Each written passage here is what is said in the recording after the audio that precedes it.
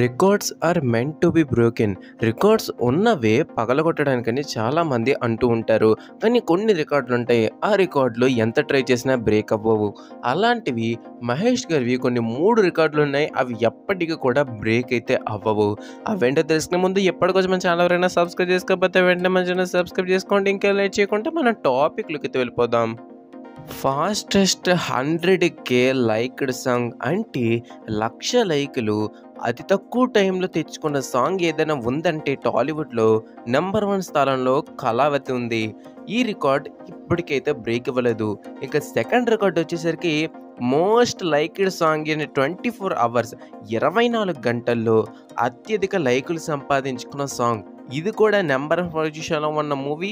అలాగే సాంగ్ సర్కార్ వారి పాట నుంచి వచ్చిన కళావతి సాంగ్ ఒక్క రోజులోని 8 లక్షల లైకులు సొంతం చేసుకుంది.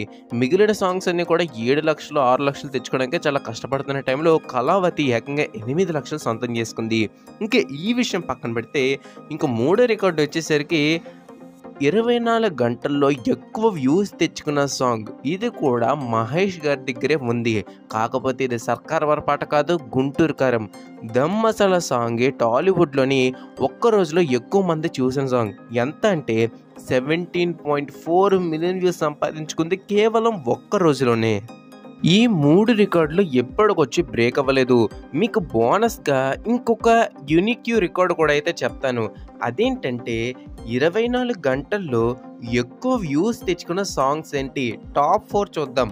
ఫస్ట్ ప్లేస్లో దమ్ మసాలా 17.4 మిలియన్, సెకండ్ ప్లేస్లో పెన్నీ విత్ 16.3 మిలియన్, థర్డ్ ప్లేస్లో Kalavathi with 14.7 million, fourth place Mamma Mahesha with 13.5 million.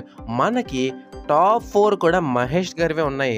అందులో 3 సర్కార్ వారి పార్టీ నుంచి కాక ఒకటి గుంటూరు కారం నుండి. సో మనకి ఎటు చూసినా క్లీన్ డామినేషన్ అయితే ఉంది మహేష్ గారివి.